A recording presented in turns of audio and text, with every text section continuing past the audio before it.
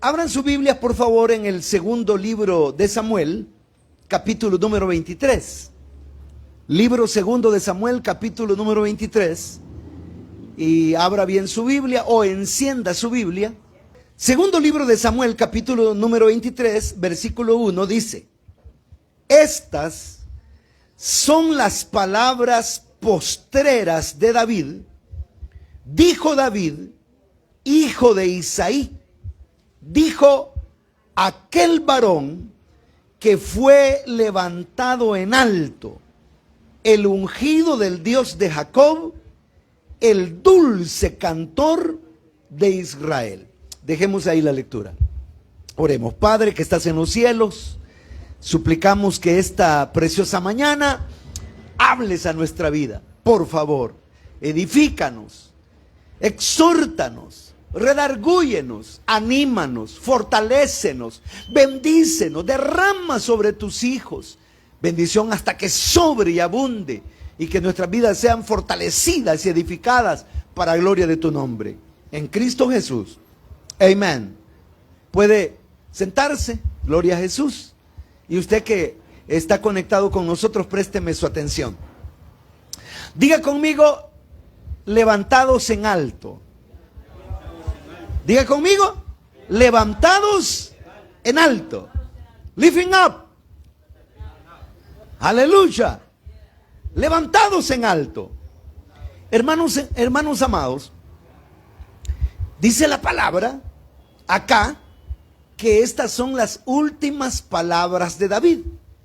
El versículo número 1 que leímos es la introducción que el escritor hace, y a partir del versículo número 2 son las palabras finales prácticamente de David antes de su muerte. Es decir, estas son las ultimitas palabras que David tiene.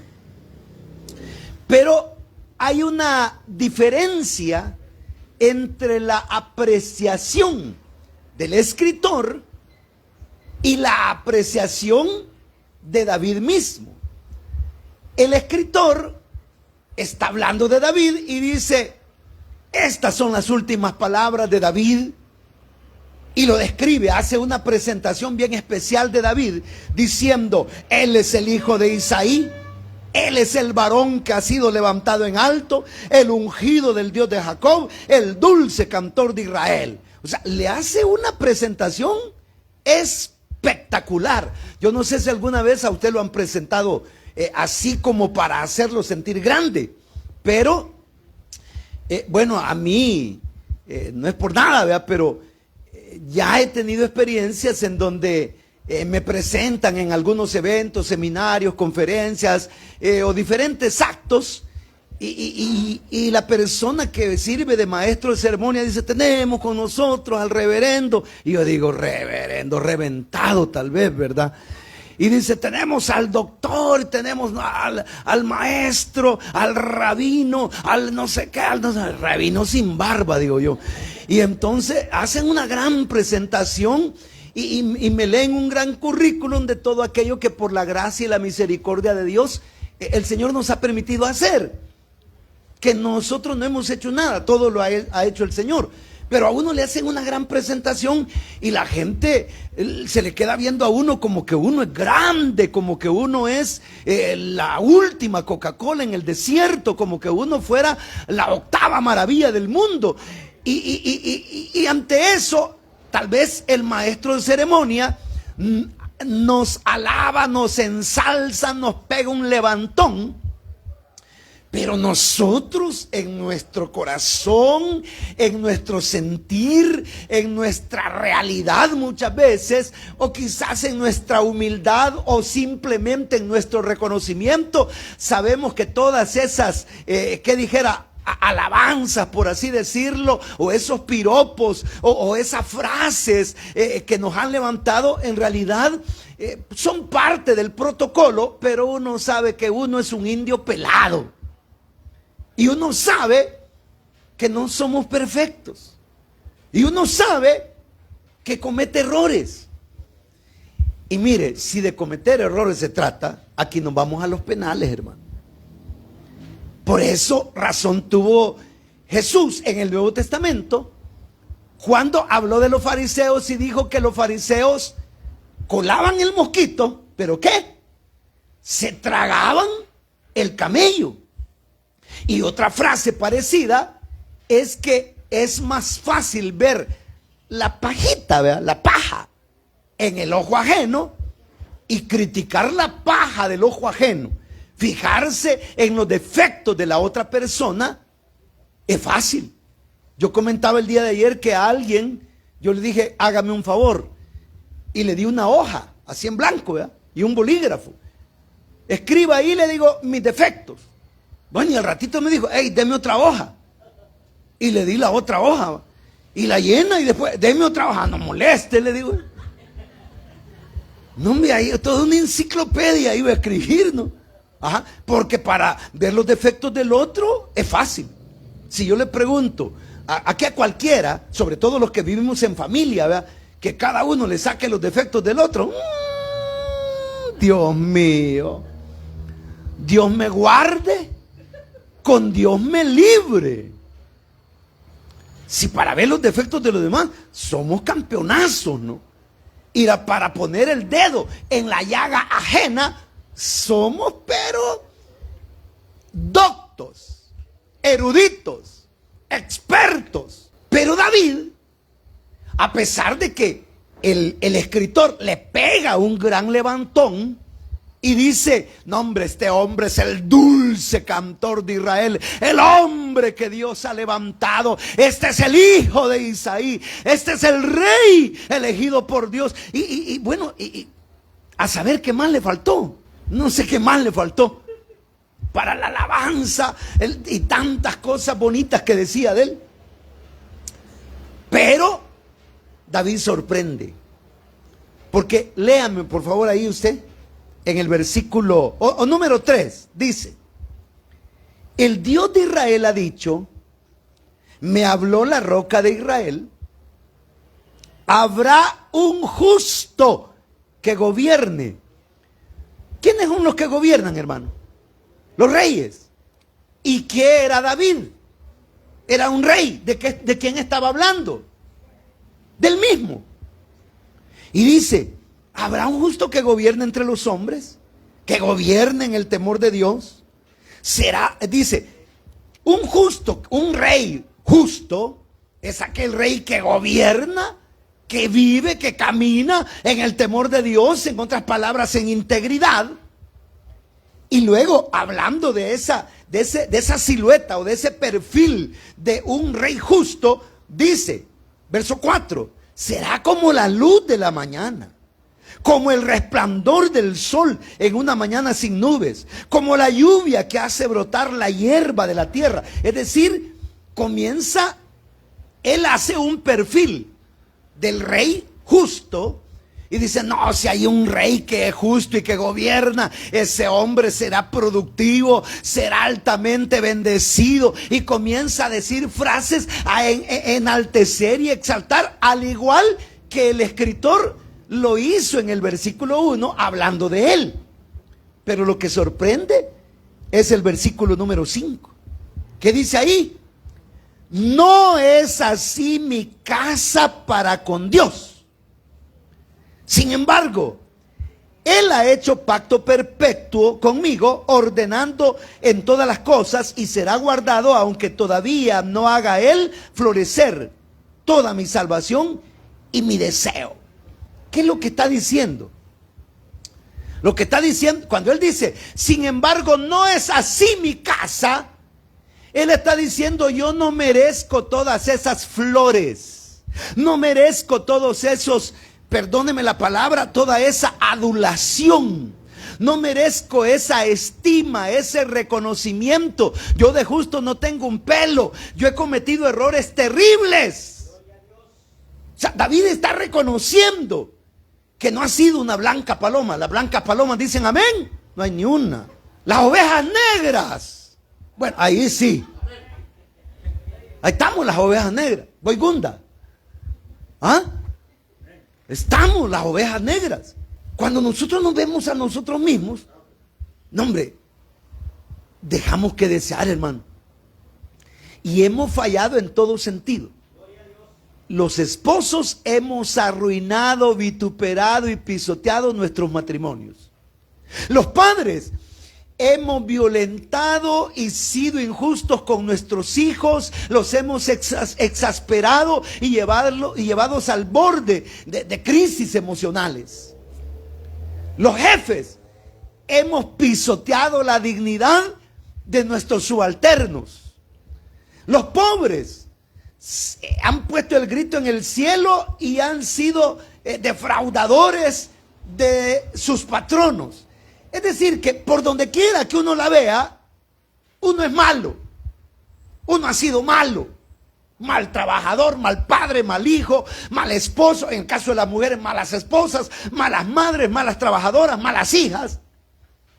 Y eso es lo que David dice. No, dice, mi casa no es así delante de Dios. Ahora, quiero que note algunas de las cosas por las cuales David dice, no, mi casa no es así, no ha sido así.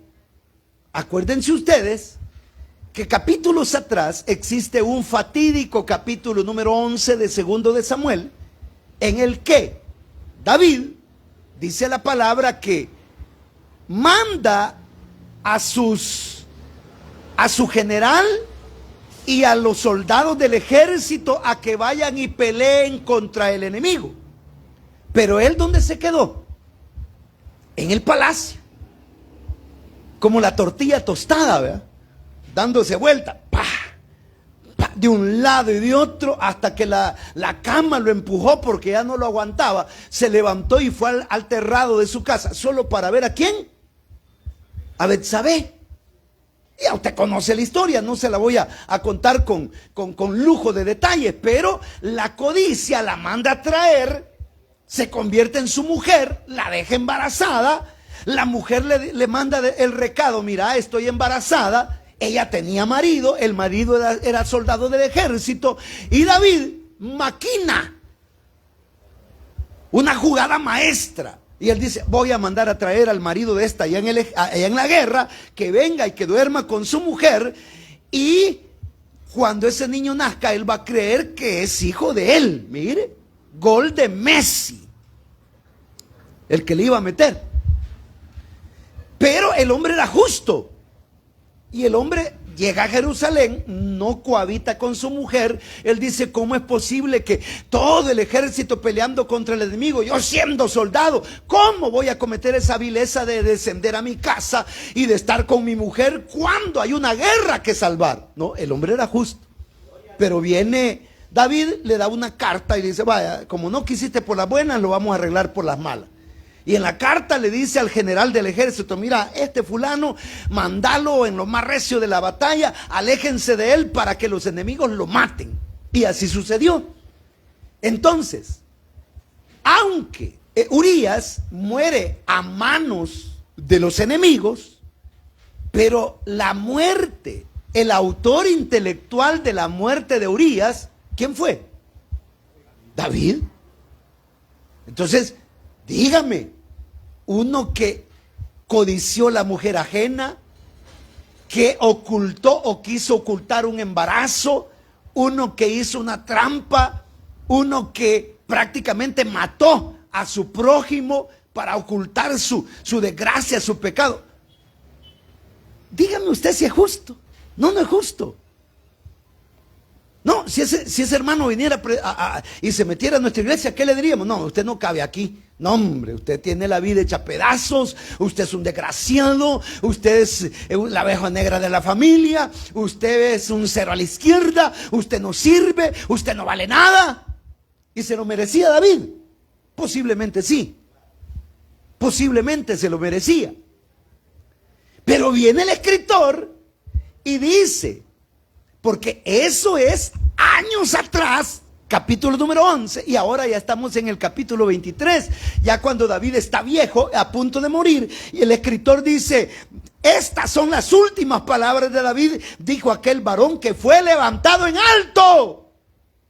Es decir, defectos, pecados, vilezas, desgracias, pero hubo uno que no le importó sus errores, que no le importó sus defectos, que no le importó sus grandes flaquezas, que no le importó, hermanos, su conducta o su maldad. Hubo uno que dijo: yo a este lo levanto en alto, aleluya.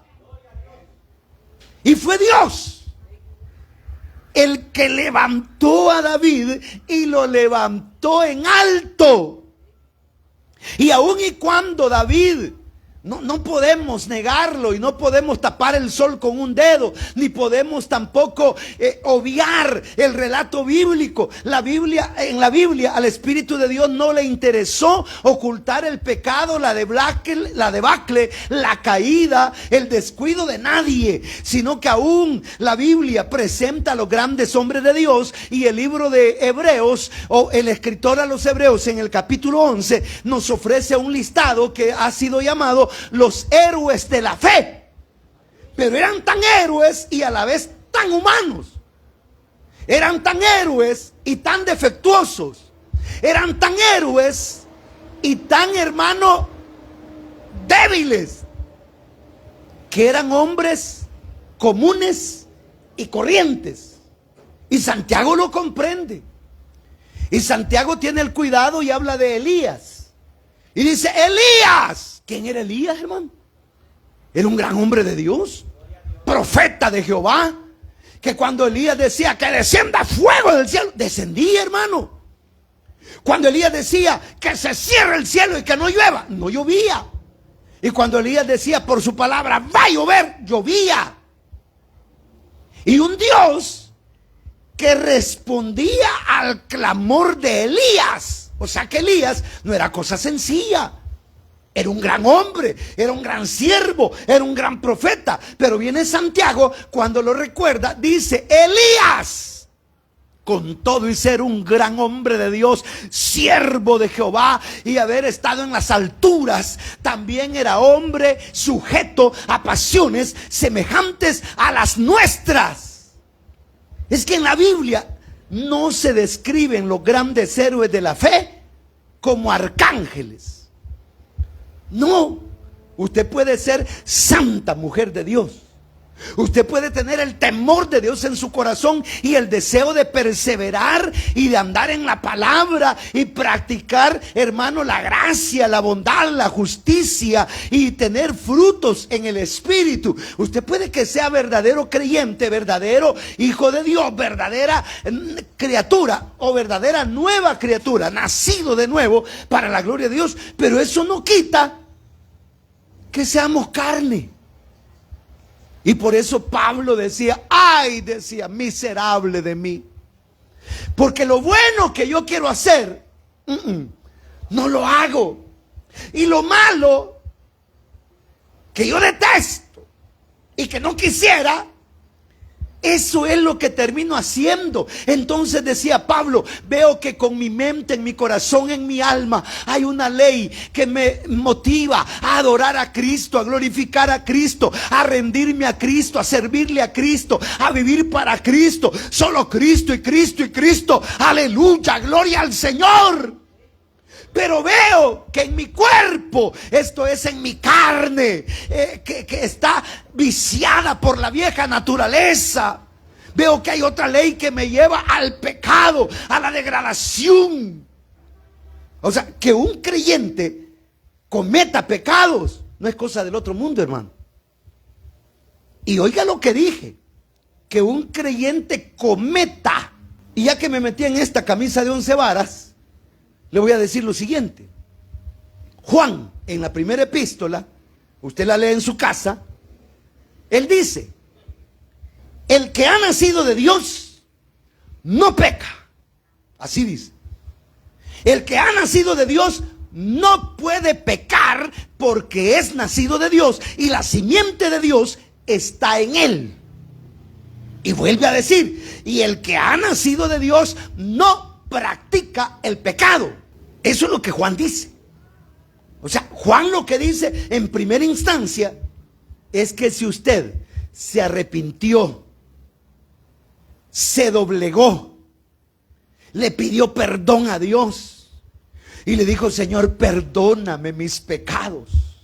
Y vino por la fe, poniendo su mirada en la cruz del Calvario, y vio ese precioso sacrificio y a Cristo derramando su sangre por usted. Y usted le dijo: Padre, perdóname, por mí moriste en esa cruz. Yo tenía que ser colgado ahí y yo merecía la condena porque soy malo, pero gracias porque el justo vino por los injustos, el bueno por los malos, el sano por los enfermos, el santo por los profanos. Gracias porque con esa ofrenda nos santificaste, y como dice tu palabra, ahora justificados pues por la fe, tenemos paz para con Dios por medio de Jesucristo. ¡Aleluya! Entonces usted vino y se entregó. Entonces ya usted, dice la Biblia, de modo que si alguno está en Cristo, nueva criatura es. Las cosas viejas pasaron y todas son hechas nuevas. Entonces, no es nuestra naturaleza deleitarnos en el pecado. Siempre cuando he tocado temas como este, cito el himno maravilloso que uno canta cuando se bautiza. ¿Se acuerdan? ¿Cómo dice el himno? Soy bautizado como manda el Salvador. ¿Cómo? Grande gozo hay en mi corazón. Pero esta estrofa: adiós mundo que hasta ayer estuve en ti, donde el pecado destruía mi vivir. Yo siento gozo desde que me bauticé, y de volver, ¿qué dice? No, dígalo fuerte. Y de volver a pecar, ya los oíste, Señor. No, así dice el himno. Y de volver a pecar, mejor morir. Pero ¿por qué lo cantamos tan enérgicamente, hermano? No, yo recuerdo cuando me bauticé y canté. No era nada los que cantan ahí en el estadio el himno, que lo hacen gritado, ¿va? ¡Salude! Terrible. Bueno, yo fui al estadio, yo estuve en Vietnam. No, yo sé qué es eso. Pero cuando el Señor vino a mi vida, no hombre, yo canté el himno, soy bautizado a grito pelado, a todo pulmón, porque son convicciones que hay en nuestra alma. Y cuando uno recién se entrega al Señor, y en ese primer amor, uno aborrece al diablo, aborrece el mundo, aborrece el pecado, aborrece la carne, aborrece todo lo malo. ¿Es o no es cierto?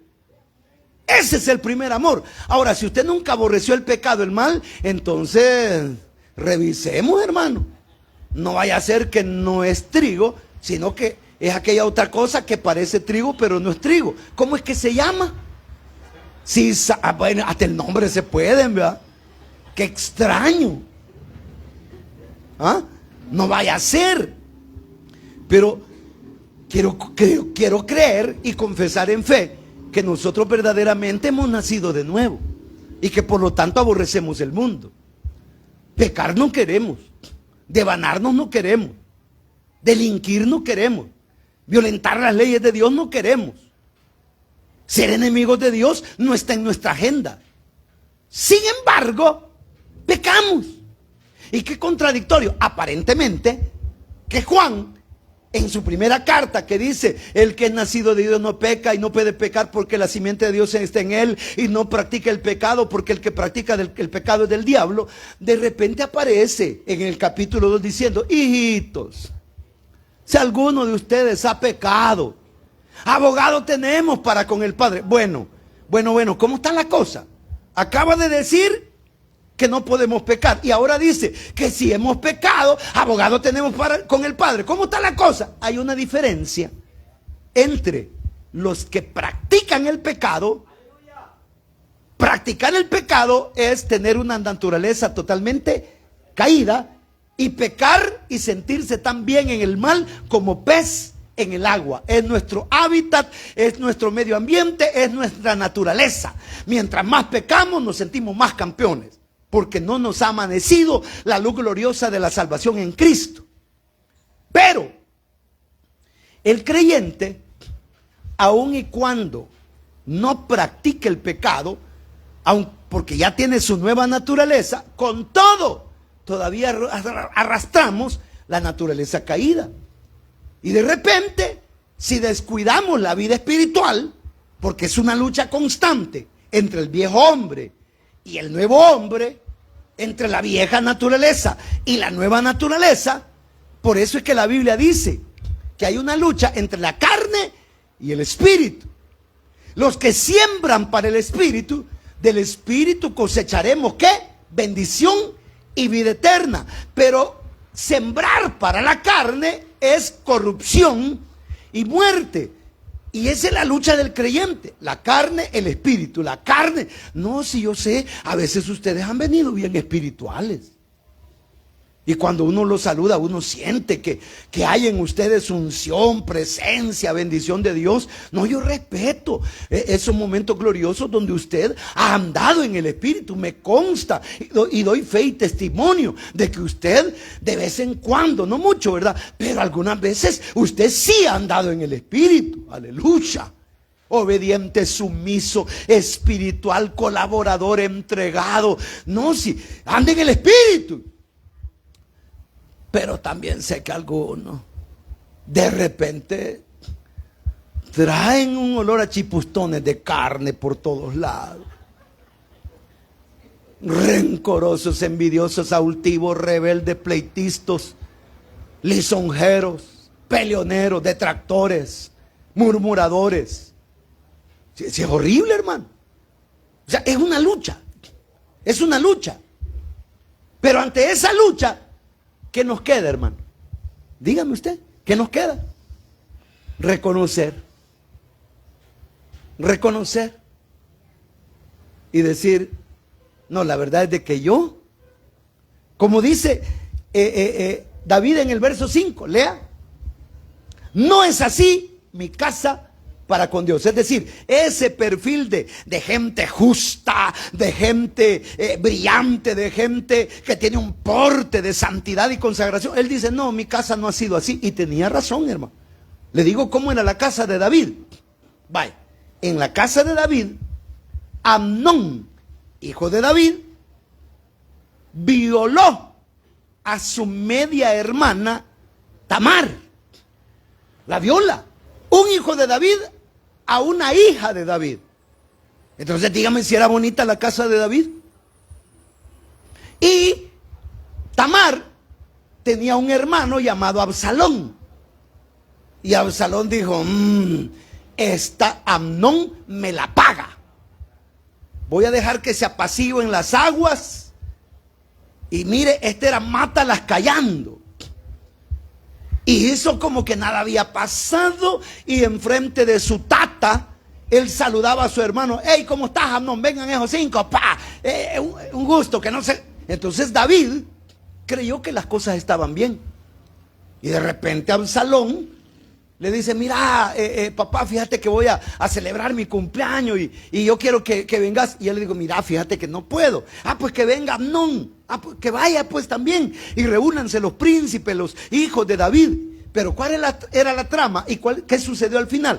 Que Absalón asesinó a Amnón en venganza por haber violado a su hermana Tamar, perdón.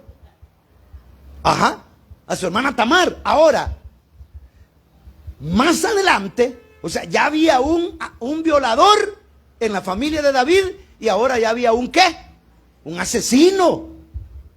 Ahora, más adelante, este mismo Absalón se subleva contra David. David tiene que salir huyendo, y para que usted lo sepa, David tiene sus concubinas y Absalón las toma, la lleva en una casa a la luz de todo Israel y la viola a todas las concubinas de su tata. ¿Cómo la ve? O sea, esa es perversión, esa es abominación. Y así de bonita era la casa de David. Y como si fuera poco, persigue a David para matarlo. Y David anda huyendo por los montes, huyéndole a su propio hijo que le va a pegar en la nuca. Yo conozco hijos que le han sacado cuchillos a sus tatas. Conozco hijos que se han violentado en contra de sus padres. O sea, no es fácil, hermano. Ahora, que David tuviera una casa así, una familia así, ¿cómo la ve? el dulce cantor de Israel, el hombre conforme al corazón de Dios, el elegido por Dios con una casa hecha pedazos. Como que se parece a nosotros. No, si somos siervos, diáconos, diaconisas, maestros del bien, líderes, anfitriones, Eva, anfitriones, líderes, misioneros, predicadores. No, si ya en modo servidores, tan lindo que nos vemos, ¿vea?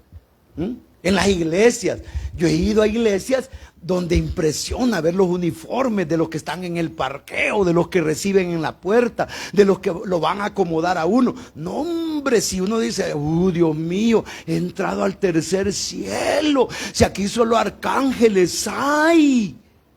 Mire, yo le voy a decir algo. Yo sé que parezco ángel.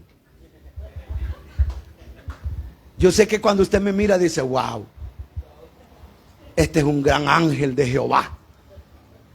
No, hombre, qué hombre, con tanta unción, con tanto respaldo, revelación de palabra, respaldo de Dios. Y peligroso usted me diga, siervo, una selfie y fírmemela. No, cuidado, hermano. Yo le quiero decir algo así muy honestamente. A mí se me pelan los cables. Se me va la piscucha de vez en cuando. Se me zafan los tornillos. Si es que usted no me ha visto a mí en modo, no voy a decir qué modo, ¿verdad? En modo sarx. ¿Sabe qué significa la palabra griega sarx? Carne. Entonces, en modo sarx. Y cuando yo me miro a mí mismo, créame, compartía con alguien esto. Conozco un pastor que para mí es la peor decepción. Conozco un pastor que a mí me queda debiendo, no 5, me lo queda debiendo completo. Conozco un pastor que yo digo, este tipo no es digno, no lo merece, este tipo es un cero a la izquierda, este tipo no vale nada. ¿Y sabe quién es ese pastor? Soy yo. Como digo, es que ver la paja del otro es fácil, pero ver la viga que nosotros tenemos. Entonces, ¿por qué no reconocerlo y decir, no, si la verdad es de que yo he cometido tantos errores, he tenido tantos desaciertos? Mire, David pidió perdón por su pecado y se sentía tan vil y tan bajo que aún le decía, usted lea conmigo, tal vez lo quebrante el Espíritu de Dios, el Salmo capítulo número 51, por favor. En el Salmo capítulo número 51, David se está arrepintiendo por todos sus pecados. Y mire lo que le dice al Señor. Verso 1. Ten piedad de mí, oh Dios, conforme a tu misericordia, conforme a la multitud de tus piedades, borra mis rebeliones. Lávame más y más de mi maldad. Límpiame de mi pecado. Porque yo reconozco mis rebeliones y mi pecado está siempre delante de ti, de mí. Contra ti solo he pecado y he hecho lo malo delante de tus ojos. 5. En maldad fui formado, en pecado me concibió mi madre. 7. Purifícame con hisopo y seré limpio. Lávame y seré más blanco que la nieve. 9. Esconde tu rostro de mis pecados, borra todas mis maldades. Crea en mí, oh Dios, un corazón limpio y renueva un espíritu recto dentro de mí.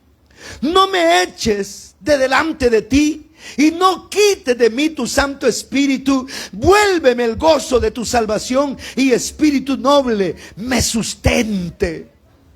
Dígame si no es arrepentimiento eso.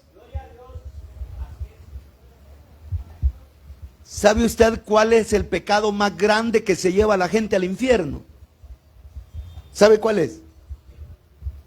Rapidito algunos me dirán, es la blasfemia contra el Espíritu Santo, porque así dijo el Señor. Todo pecado va a ser perdonado, pero el que blasfeme contra el Espíritu Santo no tiene perdón ni en esta vida, ni en este siglo, ni en el venidero.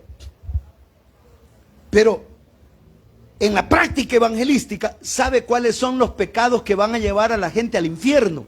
O al lago de fuego, al castigo eterno, a la condenación eterna. ¿Sabe cuáles son?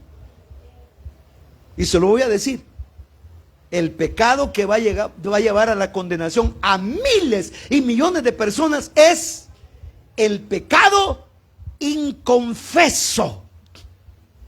¿Entendió? El pecado que no se quiere confesar. El pecado que la gente quiere tener guardadito, en oculto, y no lo quiere reconocer delante de Dios.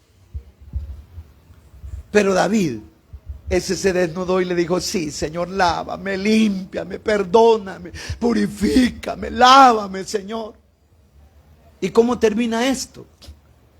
Termina con un Dios que, a pesar de que David había caído al foso más profundo, había patinado y se había reventado contra el piso, a pesar de que la vida de David estaba hecha parche o hecha pedazos, hubo uno que lo levantó. Y ese es el verso que leímos en el 23:1. Dijo aquel varón que fue levantado en alto. Esta mañana, hermanos, igual que David, nosotros, usted y yo, debemos comprender que nosotros no nos podemos levantar a nosotros mismos. No podemos perfeccionarnos a nosotros mismos. No podemos completar la obra que el Espíritu Santo comenzó. La obra del Espíritu la hace el Espíritu. Y usted y yo debemos comprender nada más que hay uno que, al igual que a David, también a nosotros nos quiere levantar en alto. David, pese a que pecó, pese a su debacle, pese a su error, pese a su iniquidad, al final David fue levantado en alto, fue restituido, fue, hermano, reconocido por Dios. Y Dios habla de David en versículos posteriores diciendo, este es mi siervo, conforme a mi corazón. Y aparece entre paréntesis, excepto el asunto de Urías, porque no se puede tapar el sol con un dedo. Pero Dios dice, no importa, aunque haya fallado, aunque se haya caído estrepitosamente, aunque haya pegado el platanazo, pero a este yo lo levanto. No sé cuántas veces yo he pegado el platanazo, hermano. No sé cuántas veces le he fallado a mi Dios.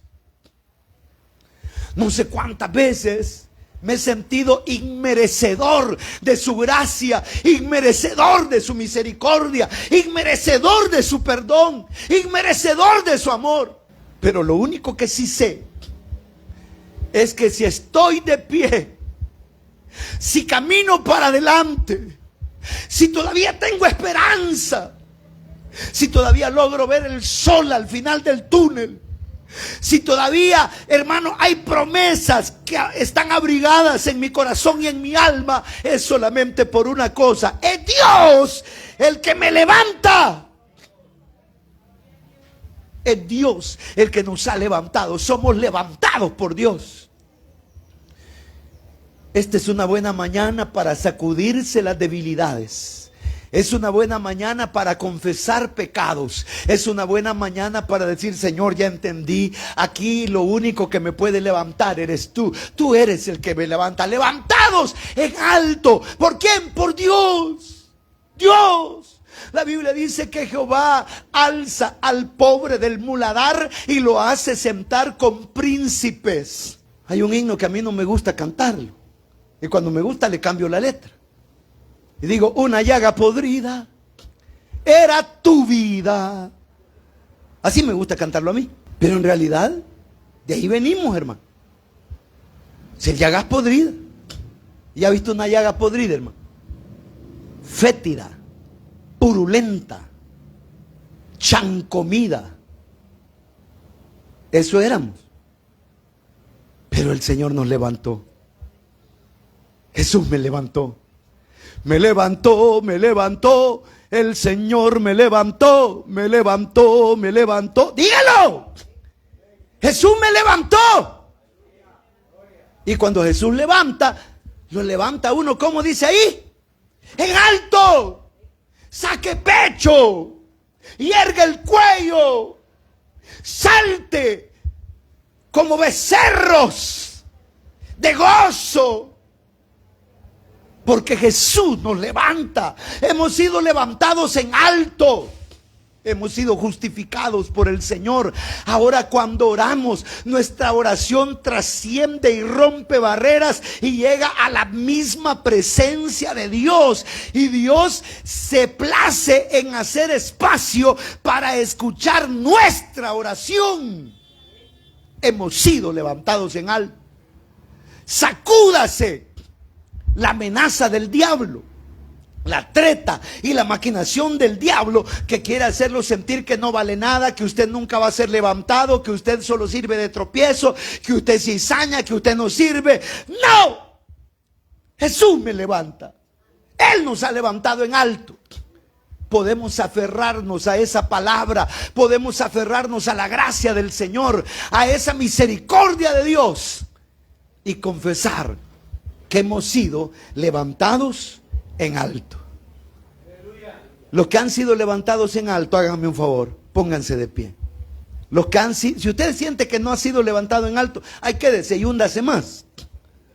Pero si usted ha sido levantado en alto, póngase de pie, levante sus manos y dígale: Señor, aquí estoy. Mire, hermano, nadie tiene que quedarse sentado, porque todos los que estamos aquí hemos sido levantados en alto.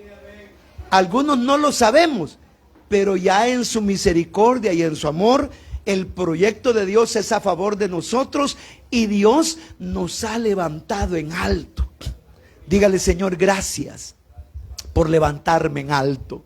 No lo merecía, como David confesó que no lo merecía, pero solo tu gracia, solo tu misericordia, solo tu favor, solo tu amor me levantó en alto. Dele gracias a Dios. Oh, aleluya, gracias Jesús.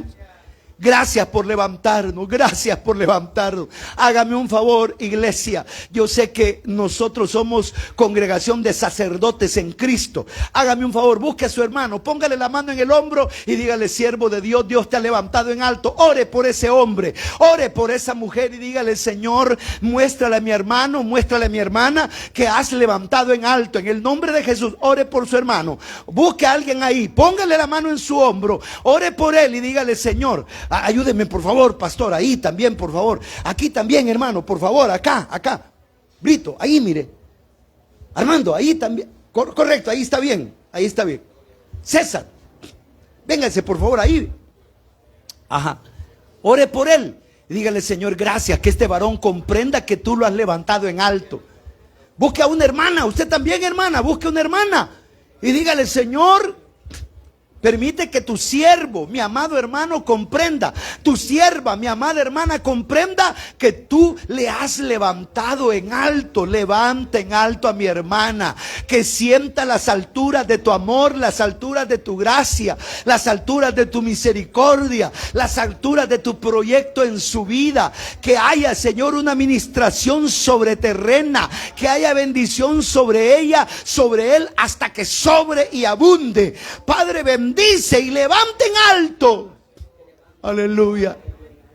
Aleluya. Y de cita. Aleluya. Aleluya.